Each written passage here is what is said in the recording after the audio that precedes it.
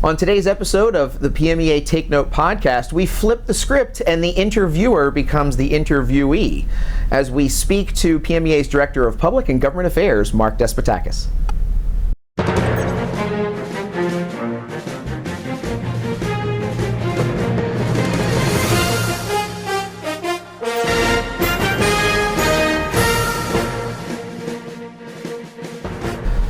Welcome to PMEA's Take Note podcast. I'm your guest host, Scott Cullen, our current past president, and I have with us probably the most difficult interview to get in PMEA. That is our Director of Public and Government Affairs, Mark Despotakis. Mark, welcome to the podcast. Thanks for guest hosting today. Absolutely. That normal guy took the day off. This is my pleasure. I feel privileged to be here today. Second in history guest host. Awesome. Yeah. Wow. All right. Well, I'm touched. Yes. Okay. Congratulations. I mean, I've listened to a fair share of Take Note podcasts to get background and understand how the podcast works here. So, give us your background, Mark. Tell us a little bit about yourself. Yeah. Give us like the elevator speech here. Tell us about. Yes, I have. Language. Yeah. I'm PMEA's Director of Public and Government Affairs. Mm-hmm. So what that means is I handle all of our public policy work, government relations work,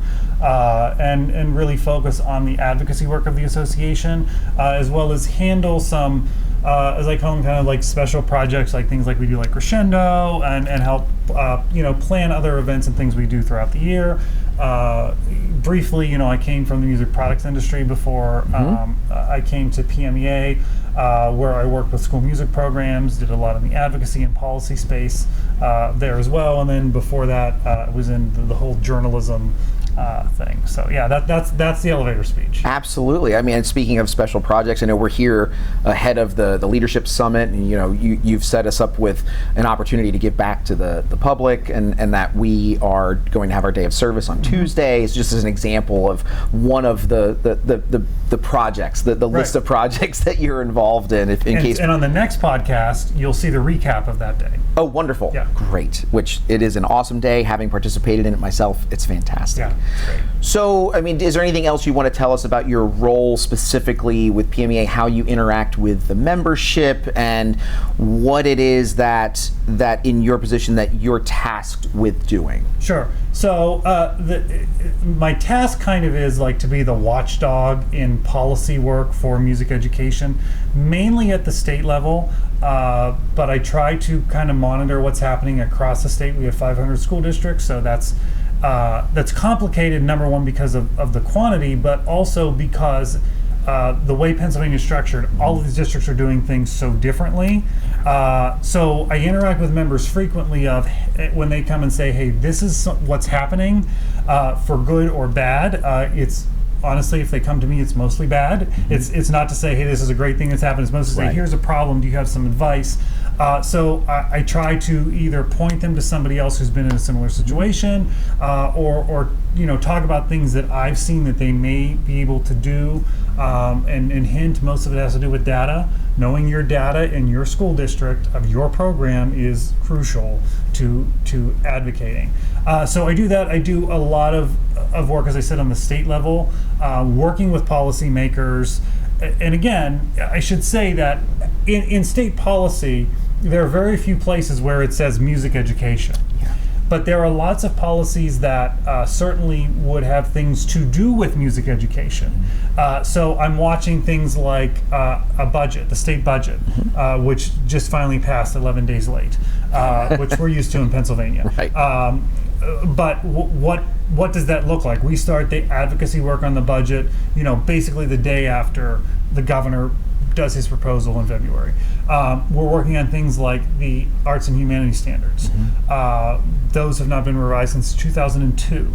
So I do a lot of work with members of the legislature, with folks at the Pennsylvania Department of Education on things like that, have those conversations, and then I do really a lot of work with other arts education associations, with dance, theater, there's 5 of us, dance, theater, visual arts, and media arts. Yep. And none of those have staff. Right. I have actually worked with some of them on their specific policy issues, because maybe I have a contact or a connection, or have kind of navigated a little bit that I can help them through things. But then we do meet regularly, just to have the discussion of what's going on in your area.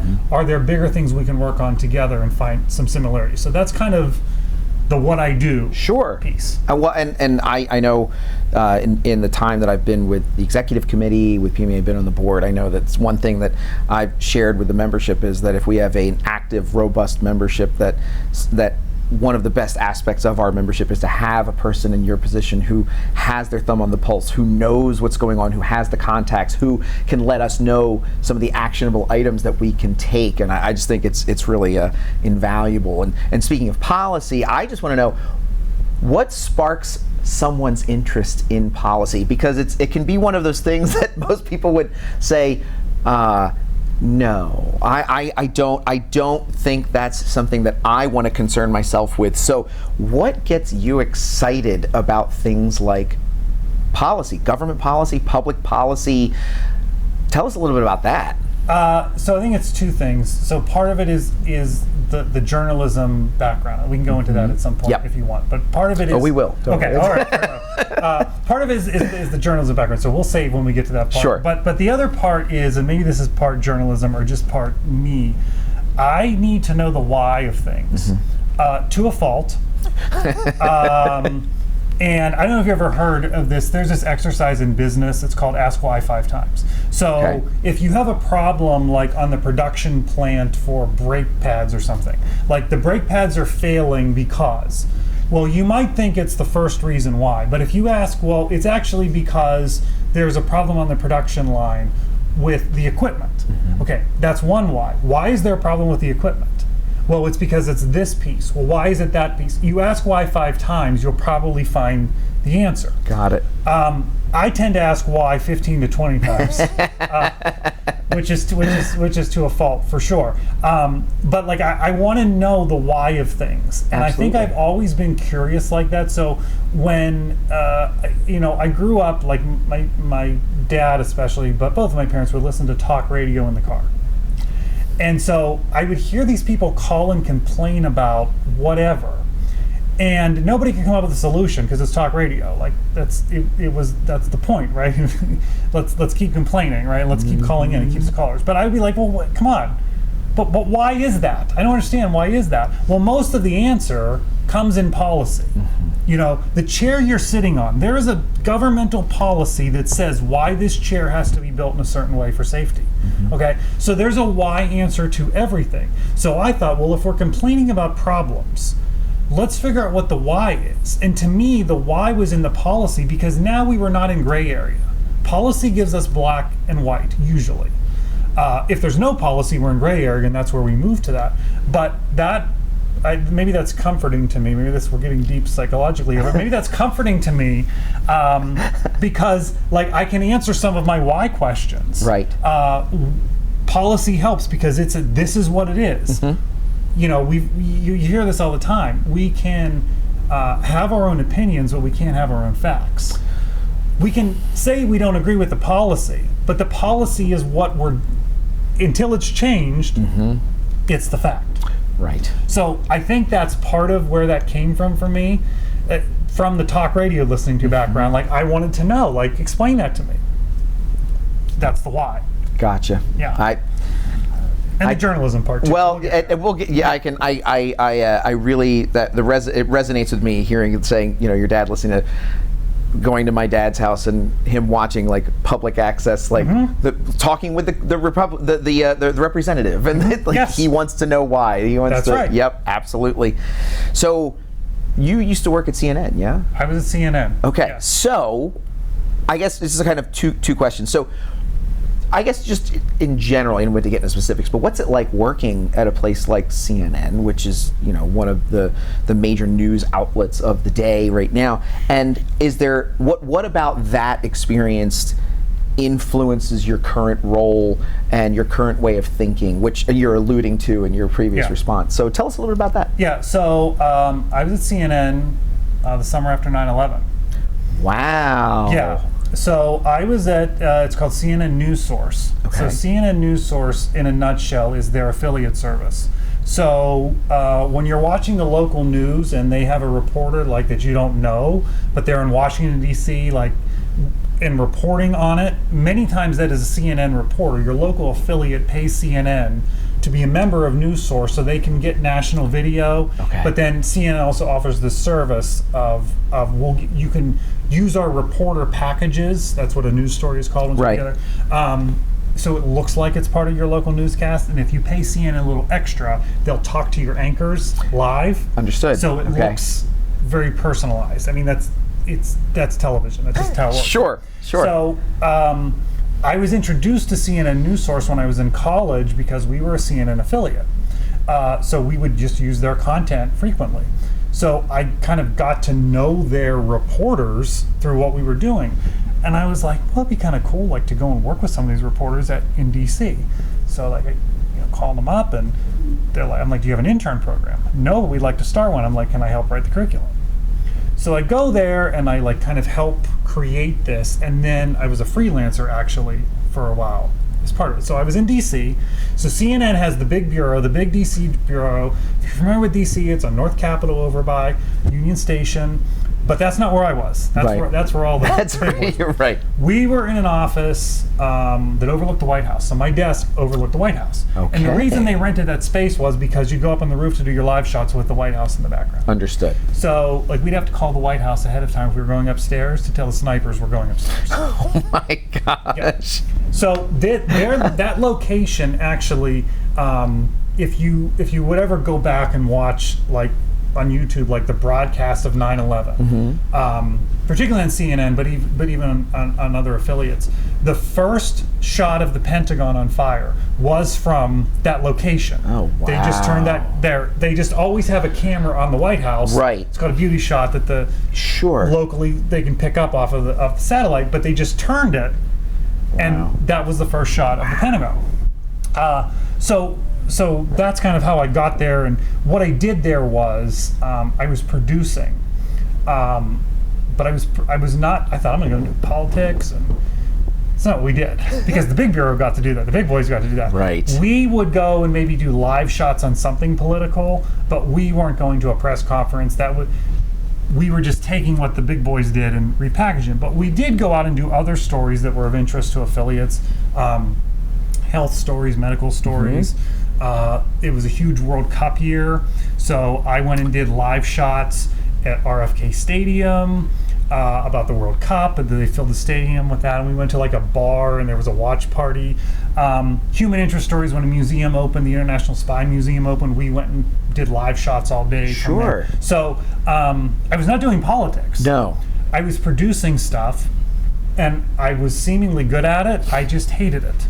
Oh, I hated. okay. I didn't want to I didn't want to do just like this spot news story and move on. I wanted something that had context, which is maybe why I'm so into the politics and those things, because it's a longer contextual story. The opening of a thing or the fire down the street is not a long contextual story. Right. So I learned what I didn't like there. I learned a lot from the staff there that said, do you really want to do this? Think hard about, is this the life that you want? We always have to have a go bag ready. Oh, yeah. Because we could be called out to go anywhere in the world Right. at a moment's notice. The world was a very scary place after 9/11. It's still a scary place, but then it was a different scary. Do you want to be somewhere like New York or DC, when if something happens here, you're actually not getting out of town because you're going to cover it?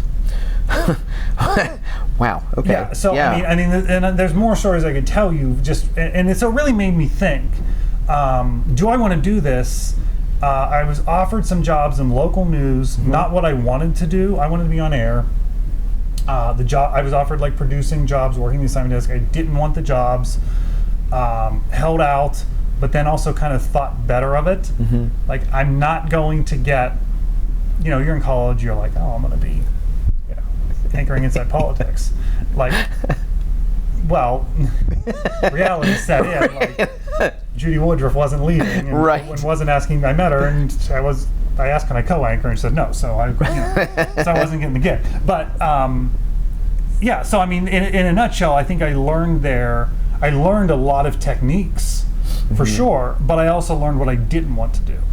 And I didn't learn necessarily the politics piece there that I thought I was going to learn. Like, the thing that actually kind of aids in what I do now. Right. I didn't really learn that because that's not what I was covering. Right. I was covering the medical stories. Right. Yeah. So that's kind of the CNN piece. Oh, sure. And so 2001, right after 2002. 2002 till I was there under a year. Okay, got it. Then after CNN, you worked your way into the music industry side, the music industry piece, and that led you to Progressive, yes? Yes. So Progressive Music, school music dealer in the Pittsburgh area. So all through college, I had been teaching with a high school marching band. After CNN, I came back, and they're like, yeah, come back, while you're looking for something. So I just went because I was familiar and paid a couple bucks. And absolutely. So one of the owners of Progressive was on the band staff, and he's like, hey, we need help. Can you come in and help? Well, I needed money, so I'll take a job. So I went in and helped. And I was literally cleaning rental instrument cases and that type of stuff because I was just doing whatever. Yeah. But then I kind of fell in love with the concept of servicing school music programs and being around, music teachers and students and marching bands and just all that. So I just worked my way up through the company over time. Ended up I was a school service rep for a while. I actually did that the whole time I was there, even when I did other things. And I did marketing. I ended up doing financial stuff there. I kind of did a little bit of everything because it was a smaller company, which afforded me that. Sure. So I did a lot of on-the-job learning, but I learned a lot of really valuable just skills we should all know, finances and stuff like that. Yeah. And you're, just for anyone who may not know, you're from the Pittsburgh area. Yep. So just so people know, the area of the state that you were servicing. Is there anything specifically from your time with Progressive that maybe you carried into your role today, that's something you learned about, or that makes you keenly aware of something in the music education climate? A number of things. So I get what music teachers do every day. Yeah. I would go into schools and see what they, what you do every day. So I get the pressures, and I would joke to people that in many ways in our role as school service reps, we were also psychiatrists for music teachers. Oh, I understand. Yes. You can't go to the faculty room and have a conversation with an English teacher about what happened in band class. I mean, you can, but they don't get it. Nope.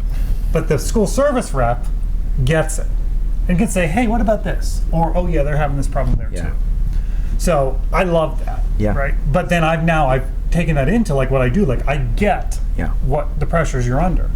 Also, when I was there, I got very involved with NAM, the Trade Association for the Music Products Industry, because I've always believed in, and I'm not just saying this because I work for an association, I've always believed in associations. When I did journalism, I was a member of the Radio Television News Directors Association.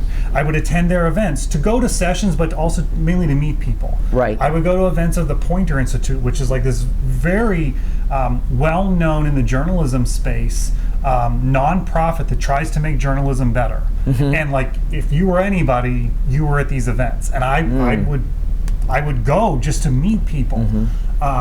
So that's why I got involved with NAM. Progressive was a member, and I would go to the trade show and try to understand more about product and what else was out there that maybe we weren't selling. But I then discovered that NAM did this work in public policy. And I remember I was friends at the time with the director of membership at NAM, and she's I was trying to what can I do? I was asking her what can I do? And she's like, I just see you working in the policy space here. Okay. Well, because of that, I then met one of the people that has changed my life more than anyone else in my entire life, Mary Lurson. Okay. So Mary, at the time, was the director of public affairs and government relations at NAM. Okay. Which, meant that she worked on Capitol Hill on behalf of the music products industry for things like tariffs and wood imports, but also music education. And so here's the policy piece again. Yeah. So I got to go ask my why questions in federal policy. And I would go to Washington, D.C. with NAMM and just soaked up as much as I could and met people along the way and just fell in love with all of that. And learned so much from Mary about how you do this work. And Mary just, would give me opportunities like to put me in places where I never would have been able to be in. And I was like, I tell people, like, Mary has this plan for those people who know her. She just doesn't tell you what it is. And like I joke, but I wholeheartly believe that. Like, she helped me get to places. Yeah. And to this day, she's about to retire. But like, it's like Mary always knows the right thing to say. Yeah. So that was she's been so influential on me, and that work really was what I took away most. Was understanding, like taking the work of understanding what a music teacher does and then understanding this policy world and how do I bring them together. Right. Because the music teacher needs to understand that piece. Yes. Not in the level that I want to know. Like, I want to read all of the 900-page bill. Right. But I want to then be able to say, but here's what you need to know. And here's how it can benefit you. And I learned that from Mary, and my connections were opened up because of her, really at the national level, to put me in the contact with the right people. Yeah. To help expand my network, but really to help me learn. So that's kind of the main thing I actually got out of my time at Progressive. I mean, that sounds like one of the most important aspects of. I mean, that's it right there. That's the crux of it. I mean, so and when you bring up the idea of, I mean, I think this is why someone in your position is so valuable to a member like me, which is it's someone who can digest this massive world that we don't have immediate access to, that we are not in the lobby talking to staffers all the time, aside from special events, things like that. But I would want to know, are there like key like tenets or legislative items, anything that you think that our members should know or our advocates be aware of, be it here's things that you should be doing, action that you can take, or even specifics if you think there's something that we should be aware of that, like, so what's an example of something that is like a bite-sized digestible thing that a director of public and government affairs can say, I'm serving this membership base, here's what I think that you should be focused on. If you don't know about federal Title IV funds, and I was almost going to make kind of a sarcastic comment about it, but I won't. But it's like, well, I will. How don't you know? Like, how? Right. How don't you know? Right. But it is amazing to me. There are a lot of people who don't know about it still. And go to advocacy.pmea.net. Like, we have a toolkit that explains this. What was that again? Advocacy.pmea.net. Thank you. I bet when they edit this, they'll even put it on. I know the editor. So it amazes me that people don't know about this because it's so simple. Yeah. It's not like, I'm not saying they're going to say yes to you when you ask for the money, but it's a simple way to where there's money that your district is getting from the federal government. And if we're not showing people the federal government that we're using the money, then they're not going to increase the amount of money they're putting in the program. Yep. So we have to have examples of it being used. And it's so flexible. Like, I know a lot of teachers might say, oh my gosh, that is just so complicated. Well, it's really not. You don't have to do it. Your district has a federal programs person who's already doing the work. If you're getting Title I funds, somebody's doing this work. You might have to do a little convincing, but that's what the toolkit's for. But it's really simple. You don't have to fill out the form.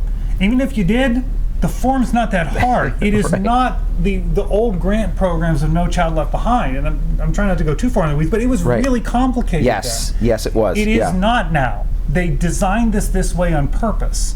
There is no tiers of evidence that you have to provide, and you did in these other grants. So, like, nearly every district is getting this money. So you need to be asking about it and how you can use it. And it's amazing when teachers are like, I did this and I got $10,000. Yeah. In the grand scheme of a district budget, $10,000 is not a lot of money. No, it's not. But it's a huge amount of money if you get $10,000 in instruments. Absolutely. That was outside of your normal budget request. Yeah. So that's one. And then just the other one that I tell people is, like, advocacy is not always going in and pounding your fist on somebody's desk. I'll do that. Okay. Your role is look at the great stuff we're doing and tell everybody about it. Yep. Tell every single person you can. And you know what? Contact your legislatures, especially the state ones. Yeah. Yes. Because they want their pictures with the good things happening in their absolutely. district. Yes, they do. So whenever your program does a good thing or has a concert, you let those folks know about it. They'll come see you, they'll come to the concert, whatever. And that is incredible advocacy for your program. Yes. Even though there might not be a bill that person ever votes on that would have anything to do that would directly impact you, except for the state budget, which indirectly impacts you. Right. Right. But that's good PR for both of you. Absolutely. That's an easy Yes. thing to do. And even if I would just speaking from experience, I would say that if you are at all concerned about reaching out directly to your representative or senator, you shouldn't be. They're incredibly receptive, but there's probably someone in your school who can put you in touch with the people that you need to, because they're already in contact with them. Right. Yeah. Yep.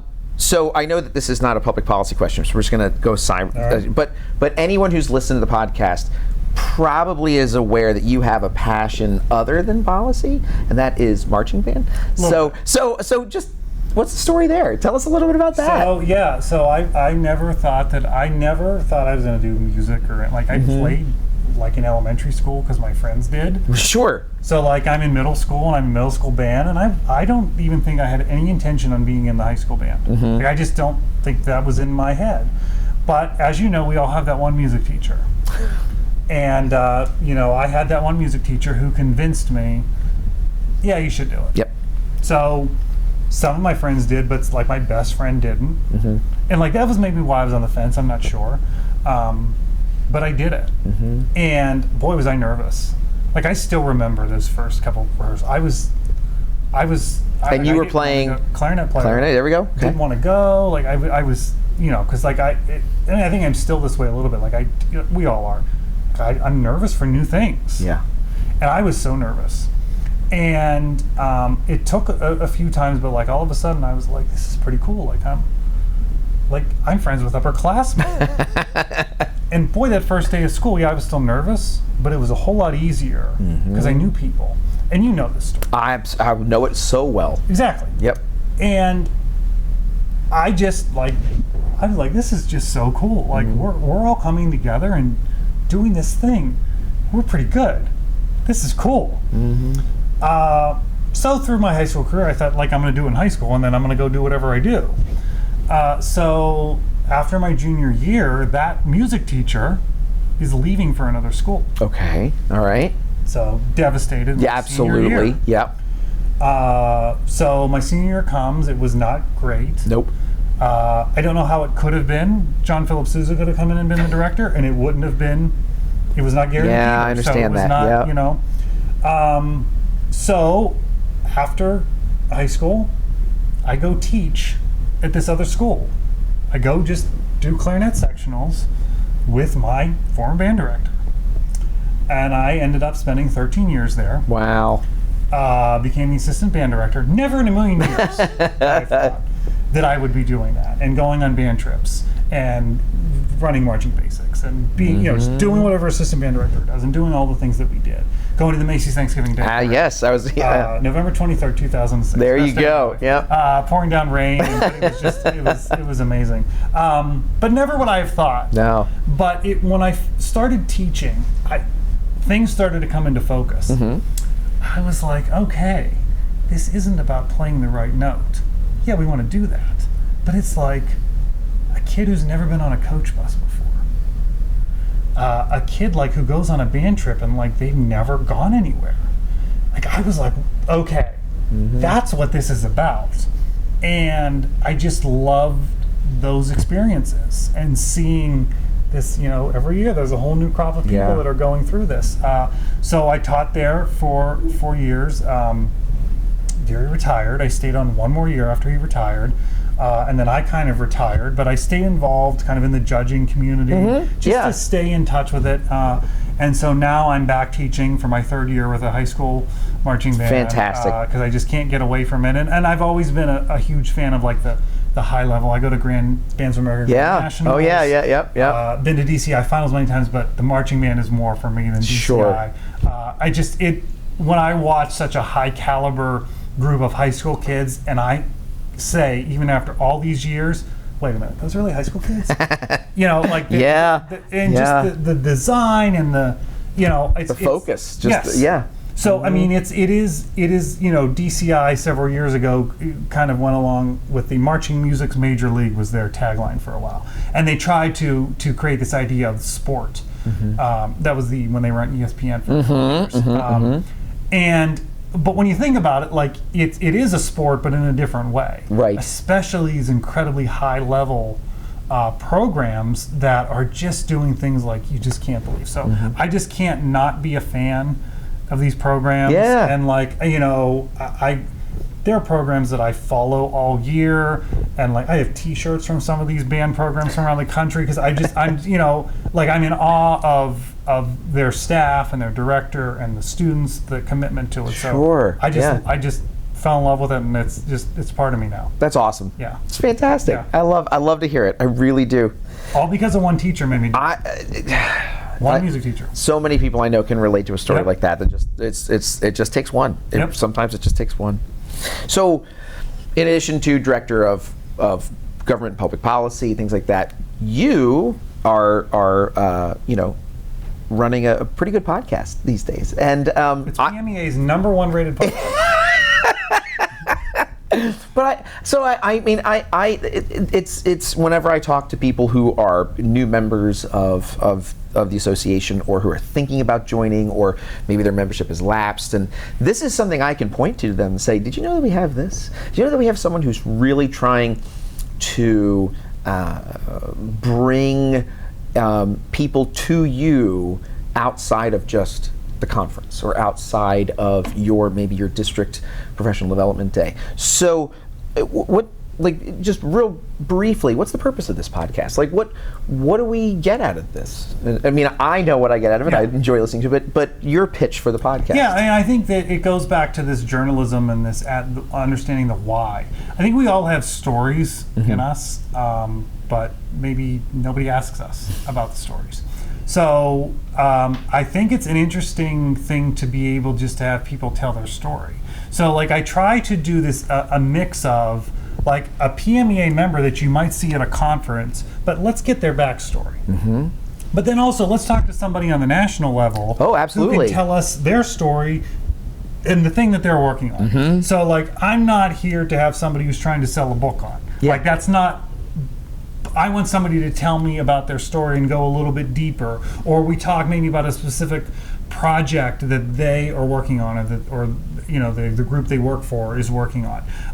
So I just like to be able to expand it a little bit, and like my way of learning about somebody, and I think other people would be interesting in learning about people. Because how many times do we watch an interview with somebody, and you're like, but ask them this. Yes.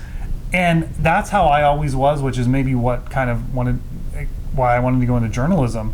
I know I want to know this, and you didn't ask it. Yeah. So this is my way to kind of get people to open up a little and tell us some of those stories. And it's amazing, some of the stories that I've heard. Like I was not expecting that. Yes. And I try not to do like this overly. I don't want to know everything before, because I want you to tell me, and I'll be surprised, and let's have a conversation. Yep. So that's kind of the point of it. And I try to pull from as many areas of music education as we can, or things that touch on music education. And maybe it gets people thinking differently about something, or maybe it's just like, well, that was really interesting just to get to know somebody on that. Oh, level. absolutely. Yeah. Yeah. I mean, I like to think that in some ways, some of the people that you've spoken to, these are people who are potentially they might be a keynote speaker at a conference, maybe not PMEA, but somewhere, right? Could be in the national level, something like that. And this is the conversation that you would have with them after the fact, if they had the time to do it, and they weren't trying to catch a plane to go to the next conference, and I think that's the one of the great roles that it fills. That it's someone who is in a no time limit, no low pressure situation that can just talk about the things that they're doing, whether it's like Music for All, which was like one of the last episodes that I think you produced, and I was just listening to that earlier today, or whatever the other amazing organizations that are out there, and just bringing that awareness to membership, I think, is just so important. Right. And so you've done, I mean, I didn't actually count. I'm not sure how many episodes that we're near 80. Near 80. Okay. So, I'm sure that you have a fondness for the whole thing, and probably like a good parent and say, I love them all equally. So you may not want to say, is there a favorite interview? But are there, if you do, great, that'd be fun. That's a fun conversation. But if not, are there any in particular that you would like to point out? Like, do you want to highlight a few that say, you know what, people should listen to episode number or this topic if you're interested in?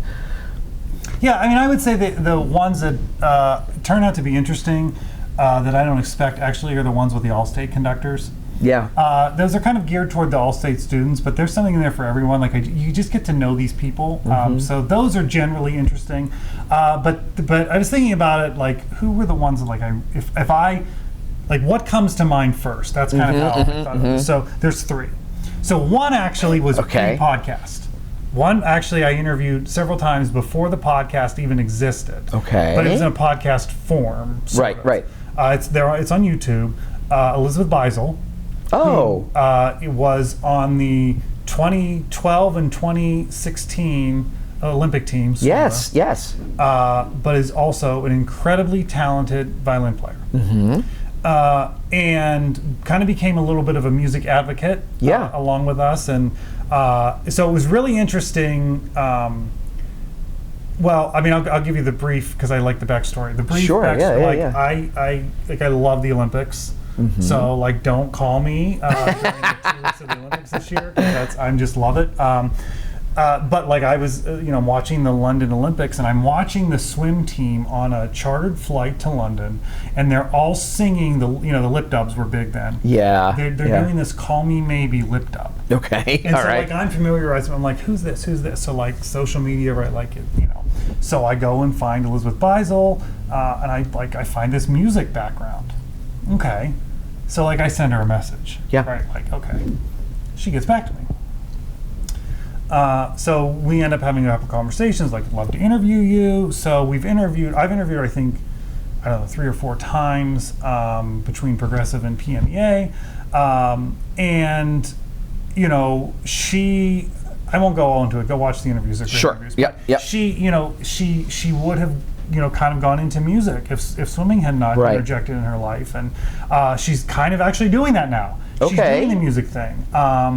And she's been on NBC's coverage of the Olympic trials. She will be in Paris with them, and she's talked about music. And if you follow her social media, which I'm sure her social media is rising now because of being on the air, there's all of these, playing music.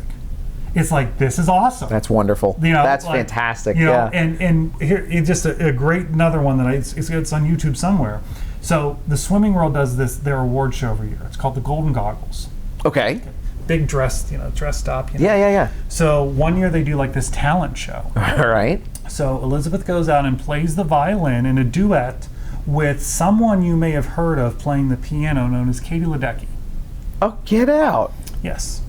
All right then. Okay. And I was just like, yeah. So and it's funny because the weekend before that happened, Elizabeth was in Pittsburgh. We got her a gig playing with the Pittsburgh Symphony.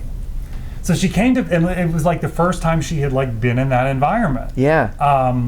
And so like I'm down there with her, like it was just the cool, So she's just totally cool, and like, go listen to that because it's the whole sports music thing. That's awesome. Okay. So the other 2 are Alfred Watkins. Yeah. Who I put in my band director Hall of Fame. Talked to him before he was the All-State conductor a couple of years ago. When I was in high school, when he was at Lassiter High School in Georgia, they were winning national championships, and I'm this high school kid, and like, I'm following BOA then.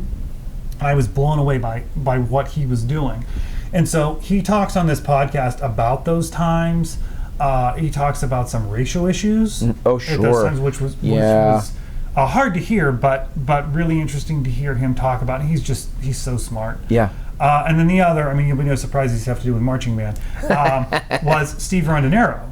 So Steve Rondinero was his real job. He was a television news reporter and anchor, mostly in Orlando at West TV there, the NBC affiliate. But he, for I believe since like the first or second DCI, has been the anchor, broadcaster, whatever, host of much of what DCI does. And so, like, to me, Steve was always like this legend, right? Because he had been there for all of this and March Drum Corps, but then he also did the television thing. Which was really interesting. So it was just really interesting to have a conversation with him, like somebody that I'm so nervous to talk to, and was just so down to earth and so wonderful, and just, just a joy to talk to.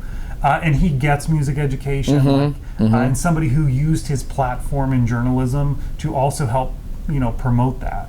And he's retired now, but still does things for DCI. And still plays, and just it was a great interview. It was a fun one. Yeah. So it's like so there you have it, the Take Note Podcast starter package. Yes, there you go. That's right. Yes. Start with these three, and then work your way through it. That's awesome. Yeah. Is there? This is my last question I have for you, but just want to know, is there anything, you're speaking to our members, is there anything like on your agenda for the next school year, for 24-25, that or something coming down the road from advocacy perspective that you think our members should be aware of? Yeah, I mean, the big thing that we're working on, and our hope is that we will get the Pennsylvania Arts and Humanities Standards finally under review.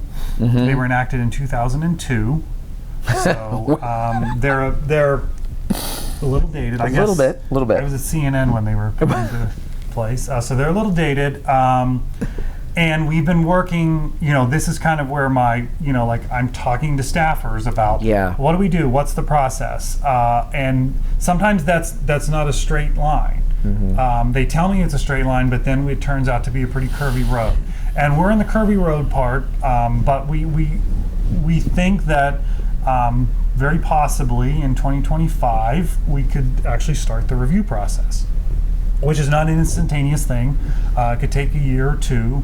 But my hope is that that's what's going to be coming down the road here on that. And that's not necessarily something that members need to be aware of immediately, but hopefully down the road. The other thing that's just perennial is the state budget. Yeah. And especially as we live in these times of we're under this lawsuit that says more money needs to go into education. Correct. Yes. And I have not fully digested the state budget because it was passed 2 days ago.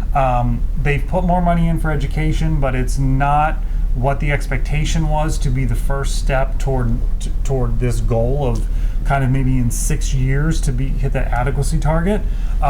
So the question is, what happens next year with that? So I mean, we will continue to push on those budget issues, because there's not a line item in the budget that says music education, right? But when more money comes to a school, that's when we hope that it gets trickled down to music and arts programs in some way, be it by advocacy of the local music teacher or just the school district realizing this is an area where we need to put some money in. So those are kind of the big things. Got it. Yeah. Makes sense to me. Well, I mean, that's all the questions I have for today, Mark. This has been really fantastic. I really appreciate you just temporarily handing over the reins a little bit today. And I think that for our members, that one thing that I'll continually reiterate is that if we have a large membership base would be amazing, but an engaged and active membership would be even more tantamount to something that we really need. And that if we have an engaged, active membership who is really wanting to tell people about the good work that they're doing, and that it really adds a lot of weight to the voice that you have. Absolutely. That you can be the mouthpiece for us, but then also be the big ear that we can listen through.